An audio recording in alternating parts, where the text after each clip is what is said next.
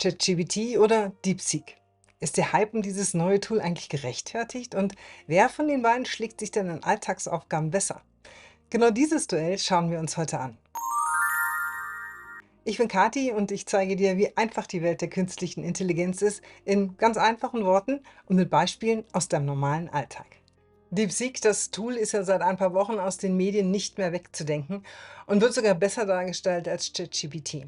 Da geht es zwar immer um Forschungsfragen und tiefe Datenanalysen, aber vielleicht fragst du dich ja auch schon, ob du was verpasst, wenn du es nicht im Alltag benutzt. Und genau das schauen wir uns heute etwas genauer an. Wir werfen mal einen Blick auf beide Tools und challengen sie dann in ganz normalen Alltagsfragen zur schnellen Informationsbeschaffung, kreativen Texten und einer Reiseplanung. Zum Schluss im Bonus stellen wir Ihnen dann aber tatsächlich noch mal eine richtig knifflige Frage und schauen mal, wer gewinnt. Bevor wir in den Vergleich einsteigen, aber noch kurz eine Frage. Wer und was ist DeepSeek eigentlich? DeepSeek ist eine neue künstliche Intelligenz aus China und funktioniert im Grunde wie ChatGPT. Du stellst eine Frage und bekommst eine Antwort. Laut der Entwickler ist DeepSeek aber genauer, detaillierter und soll sogar bessere Texte schreiben. Was bedeutet das jetzt? Ist detaillierter und genauer einfach nur länger und komplizierter? Und wie schlägt er sich tatsächlich in den Alltagsfragen? DeepSeek wirbt ja ganz groß damit, dass es kostenlos zur Verfügung steht, aber auch ChatGPT kannst du ja kostenlos verwenden und genau diese beiden Versionen legen wir jetzt nebeneinander. Starten wir mit der Oberfläche von ChatGPT, die du ja gut kennst. Wir haben in der Mitte unser Eingabefeld für unsere Fragen, können hier Dateien anhängen, mittlerweile auch die Internetsuche einschalten oder aber bei mir seit gestern verfügbar das Reasoning bzw. also dieses tiefere Denken bei einer Frage einschalten.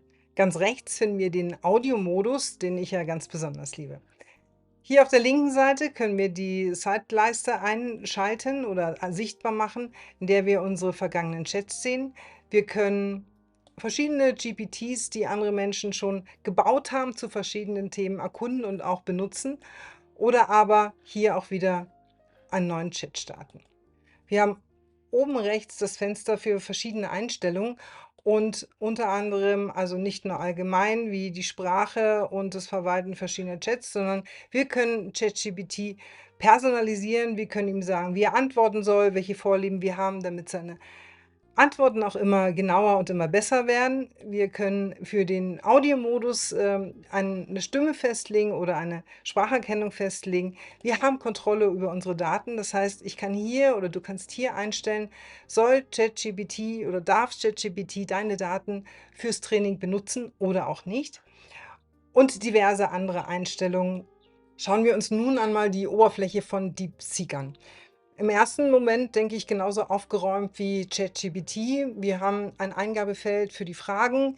Auch hier kannst du Deep Think, dieses tiefe Denken bei den Fragen einschalten. Du kannst das Internet einschalten. Du kannst eine Datei hochladen. Du kannst allerdings keinen Audiomodus anschalten, weil den gibt es bei DeepSeek nicht. Du kannst hier auf der linken Seite die Seitenleiste einschalten und siehst auch hier deine vergangenen Chats. Allerdings heißen die hier alle gleich und haben nicht so schön wie bei ChatGPT schon ein Thema mitgegeben, dass man weiß, was sich dahinter verbirgt. Du kannst einen neuen Chat starten und das war's an der Stelle im Prinzip eigentlich auch. Mehr Einstellungen sind jetzt hier bei DeepSeek nicht möglich und das finde ich ist schon ein großer Unterschied zu ChatGPT. Nach diesem ersten Blick auf beide Tools punktet für mich ChatGPT, weil ich viel mehr Einstellungsmöglichkeiten habe. Ich kann es personalisieren und ich habe vor allen Dingen auch meine Daten im Griff. Das heißt, ich kann dem Tool sagen, nein, mit meinen Daten trainierst du nicht. Und für mich nicht zu unterschätzen, noch nicht mehr wegzudenken, ich habe den Audiomodus, den DeepSeek leider nicht hat. Was unterscheidet die beiden Tools nun tatsächlich? Dazu habe ich Ihnen beiden mal die gleiche Aufgabe erteilt, nämlich eine Vergleichstabelle zu erstellen und sich selber zu vergleichen. Starten wir mit ChatGPT. Ich habe bei beiden Tools die Internetsuche angeschalten, damit Sie auf aktuelle Daten zugreifen können und stelle die Frage, erstelle eine Tabelle mit einem Vergleich von ChatGPT und DeepSeek. ChatGPT macht das in gewohnter Form, erstellt eine Tabelle und vergleicht Entwickler, Veröffentlichung, Modell, den Open-Source-Status, Kosten, Leistungsfähigkeit, hinterlegt dazu jeweils die Internetadressen, wo er die Daten her hat, geht auf Zensur und Einschränkungen ein, sagt also, okay, Achtung, bei DeepSeek könnte zensiert sein, weil chinesische Gesetzgebung. Verfügbarkeit, wo kann ich zugreifen auf das Tool, Integration von einer Websuche. Soweit so gut. Schauen wir doch mal, was DeepSeek dazu sagt. DeepSeek bekommt genau die gleiche Aufgabe, auch mit einem geschalteten Internet, und erstellt genauso wie ChatGPT eine Tabelle. Fängt auch an mit Entwickler, Technologie, Anwendungsbereich, Datenquellen, Preismodelle. Okay, kommt jetzt aber tatsächlich auch zu Stärken und Schwächen der jeweiligen Modelle und zur Zielgruppe. Das finde ich tatsächlich spannend und auch interessant, weil das ist so ein bisschen auch das, was mich daran interessiert hat. Und da sagt er bei ChatGPT breite Anwendbarkeit, hohe Flexibilität und bei sich selber eher branchenspezifische Expertise, maßgeschneiderte Lösungen.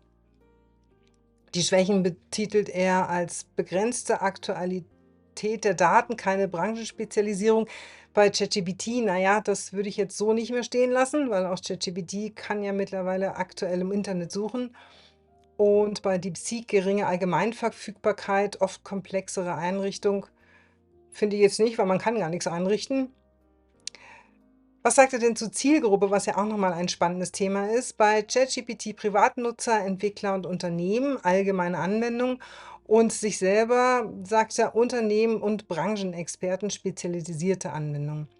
Als Fazit ist ChatGPT ein allgemeines Tool für die breite Anwendung und DeepSeek konzentriert sich auf spezialisierte Lösungen und für bestimmte Branchen oder Anwendungsfälle.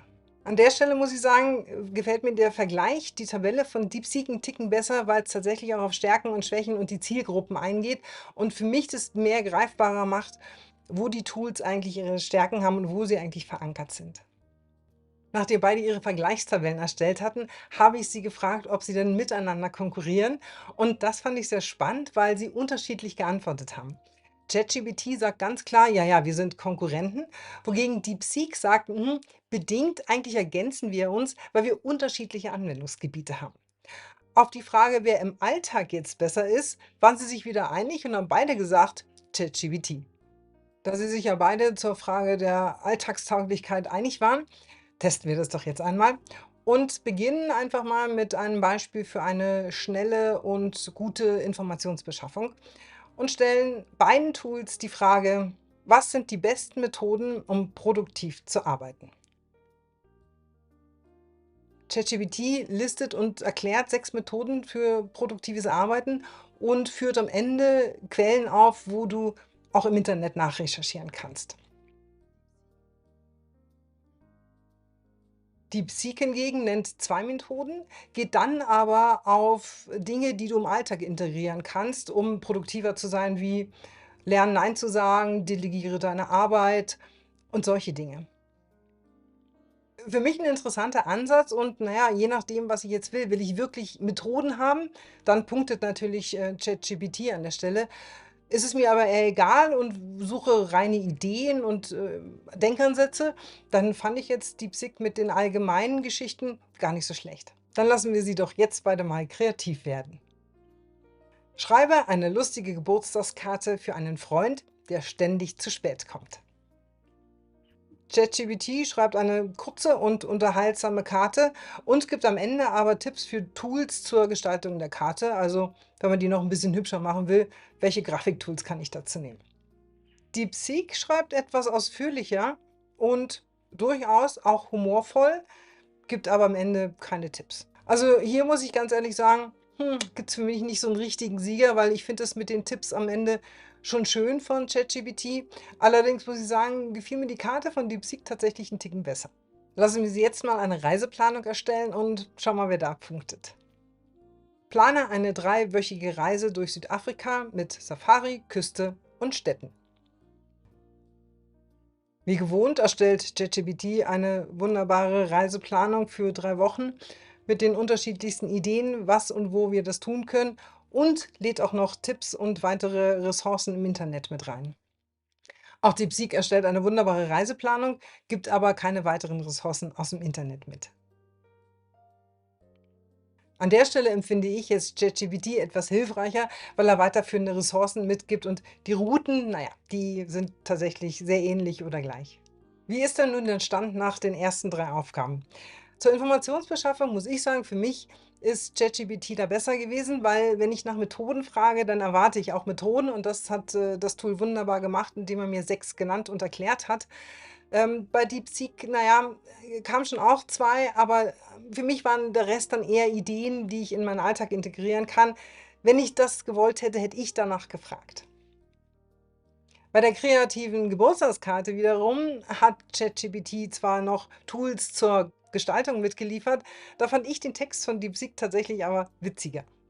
Bei der Reiseplanung? Ja gut, die finde ich, haben sie beide gleich gut gemacht. Da würde jetzt für mich tatsächlich 'n Ticken ChatGPT wieder vorn liegen, einfach aber aus dem Grund der Informationszugabe von Internetseiten, wo ich mich genauer, erkundigen kann oder sogar auch Reisen buchen kann. Schauen wir im Bonus jetzt mal, wie Sie aber wirklich mit einer Logikaufgabe umgehen, wenn wir das tiefe Denken mit einschalten. Wenn du vorher wissen möchtest, wie dir ChatGPT den Alltag erleichtern kann, dann schau doch einfach mal unten in die Beschreibung. Da habe ich dir ein Dokument verlinkt, was du kostenlos runterladen kannst. In dem PDF findest du eine kurze und einfache Einführung in das Tool und aus 9 Lebensbereichen und jeweils 2 Themengebieten unterschiedliche Prompts und Anweisungen, die du einfach nur kopieren musst, damit du sofort loslegen kannst. Lad's also gleich runter, probier es aus und schreib mir gerne in die Kommentare, wie du zurechtkommst und ob dir ein Thema fehlt. Kommen wir jetzt zum Bonus und zu der Art von Fragen, wo es immer heißt, dass DeepSeek das bessere Tool ist. Ich habe bei beiden Tools jetzt das tiefe Denken, also das Denke erst nach, bevor du antwortest, eingeschalten und wir stellen beiden mal die Frage: Ich will ein Geschenk für meinen 70-jährigen Vater kaufen. Er interessiert sich für Technik, reist aber nicht mehr gern. Budget 100 €. Was schlägst du vor?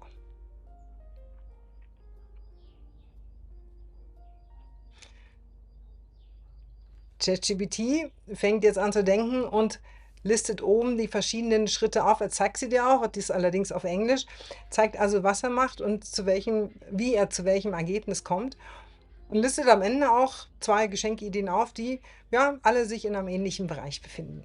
DeepSeek bekommt die gleiche Frage und startet genauso mit langem und intensivem Denken.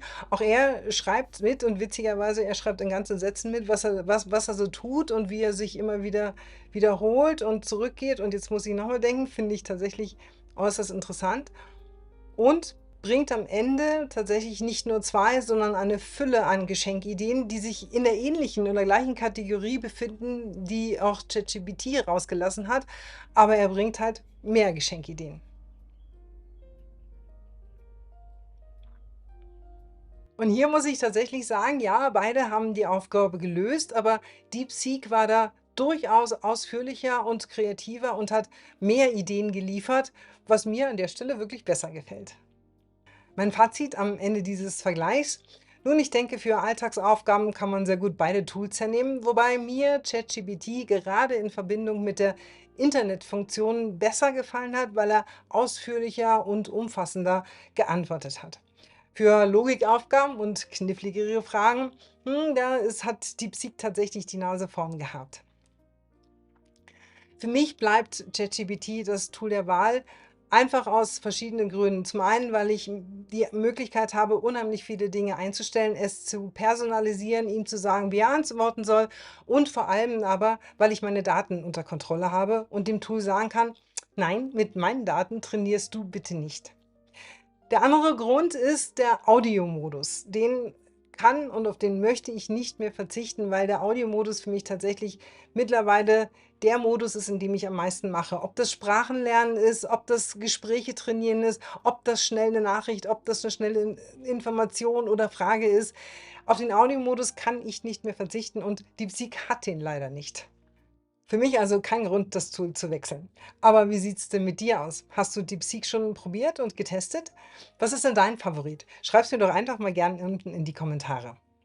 Hat dir mein heutiges Video gefallen, dann lasse gerne ein Like da und abonniere meinen Kanal mit Glocke, damit du keinen der nützlichen Tipps mehr verpasst, in der ich dir erzähle, wie die KI auch dir dein Leben erleichtern kann. Für heute sage ich Danke und Tschüss.